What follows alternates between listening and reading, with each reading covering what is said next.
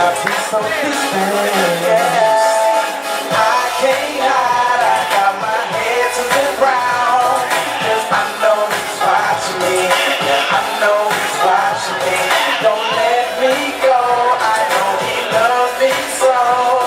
'Cause I know he's watching me, I know he's watching me.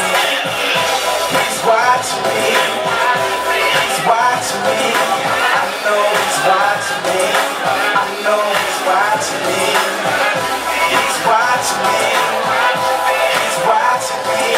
I know he's watching me, I know he's watching me. I got skeletons behind my door, Lord. I know some I can't hide no more, Lord. I got some things I need to be gone, Lord. I need to keep my soul reborn, Lord. I'm so ashamed, it's me to blame. I haven't been praying, Lord. Don't throw me in the flames, Lord. Have mercy on me, I'm tired of playing my games. I surrender my life when I call upon your name. I can't hide, I got my head to the ground. 'Cause I know he's watching me, I know he's watching me.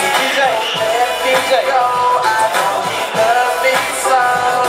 'Cause I know he's watching me. Just want to throw a couple of things in your brain, man. Just remember God loves you. Remember Jesus cares for you. So don't ever forget that. If nobody cares for you, if somebody don't even get your back, just remember Jesus cares for you and loves you, right? My name is Luke G. Can I get a whoop? All right, man. I love y'all. I'm out. Luke G, Luke G. Praise God for you, brother. Phenomenal job. Y'all give God some praise for Luke G, y'all. Come on. You know God's watching, right?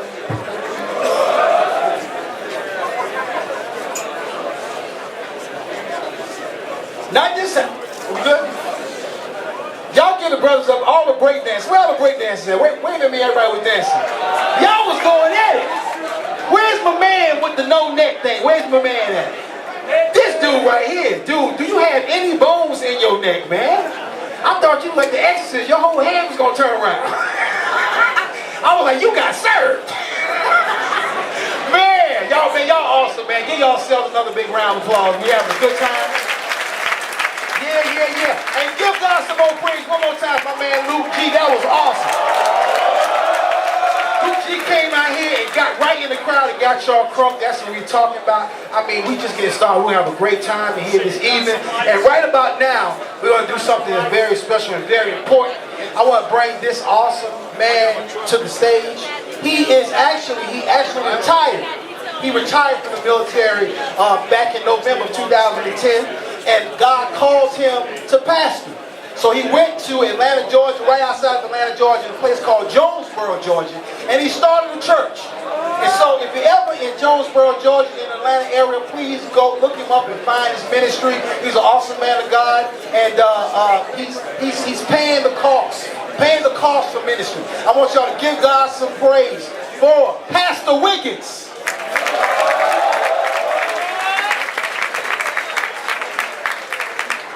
Oh, praise the Lord, everybody. Come on, give Jesus a hand.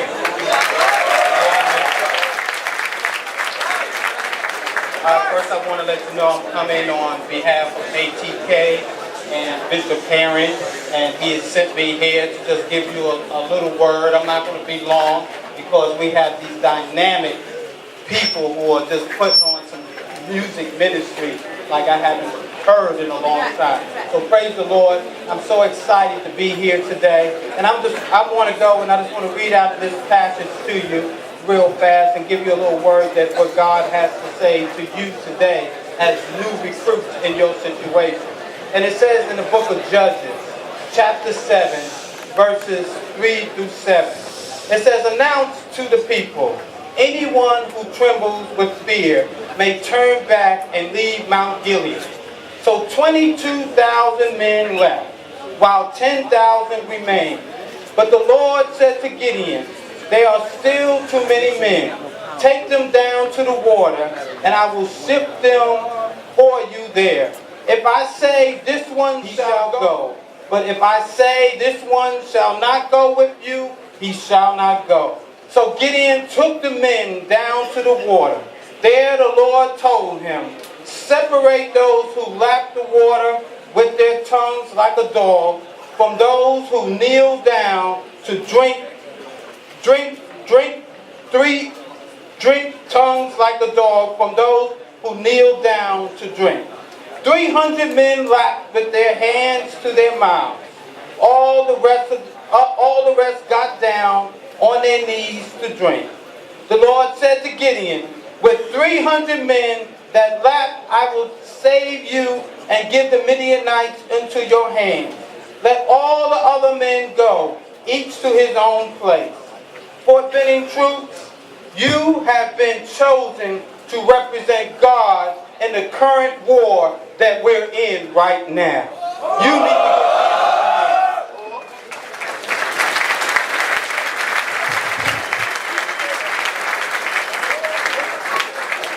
You are not here by coincidence, but because God, who is omniscient, He is all-knowing, and Jesus knows that you are the right soldiers for this time to protect this great country you're in right now. God knows that you have the army values, that because of that, you have been chosen to be part of God's chosen army. Now watch this, is what I want to tell you. See, God knows those who are getting down on their knees, and He tells them to get water.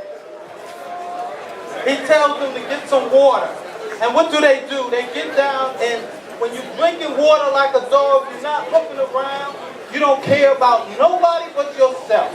But God had known that you men that are out here right now, He knew that you would be on your knees like this, drinking the water, looking around with value, looking around with loyalty, looking around with duty in mind, looking around with respect, selfless service, honor, integrity, personal courage. Through His strength, you have been able to do the things that only God could have gave you the strength to do. And so you need to give Jesus a hand right now.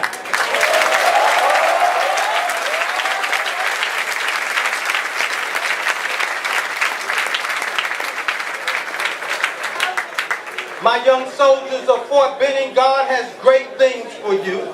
You're not here by accident. I want you to know that you are fighting a war for such a time as this. Remember that you are special.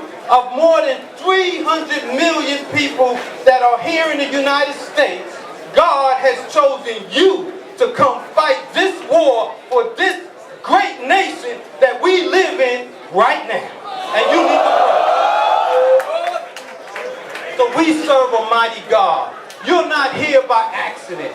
You're here because God has chosen you. I know some of you saying, what am I doing putting up with all this in basic training? God knew that you had the loyalty. He knew that you would listen and do what you're supposed to do.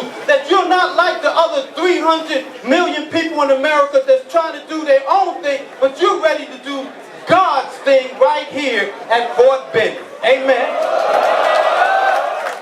So, as I close, my brothers, I want to let you know, stay close to God. He has your back through what you're going through. Don't quit. Don't give up. I know there's going to be some times you're going to wonder how am I going to make it? But if you just trust Jesus, everything's going to be all right. Come on.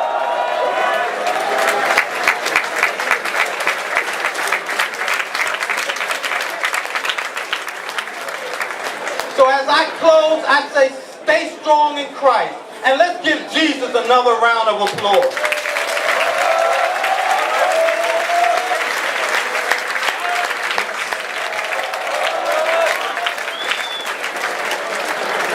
How many of y'all really felt that message right there? If you really felt that message, let me hear you make some noise. He is so right that you guys have been chosen. You all have a special assignment. God is calling up His people to be in every area of life.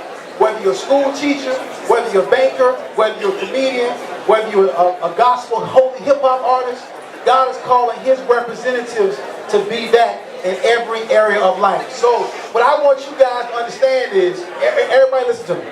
I need everybody to understand that you guys have supernatural power. How many people believe that? How many people believe in supernatural power? Now, let me give you one thing that you can do that can guarantee your success. Our mouths, the words that come out of our mouths, have connected to our faith, have more power than anything. I don't care what the economy says. I don't care what combat says. I don't care how many other soldiers or how many other people that have died before you. If you guys speak out of your mouth faith, you'll receive faith. So I want y'all to do something with me tonight. I want y'all to join me in a confession. And anybody who doubts me, how many of y'all ever heard of the rapper Notorious B.I.G.? Now, when Notorious B.I.G. came up, let me tell you something. When he came out, I was the biggest Notorious B.I.G. fan.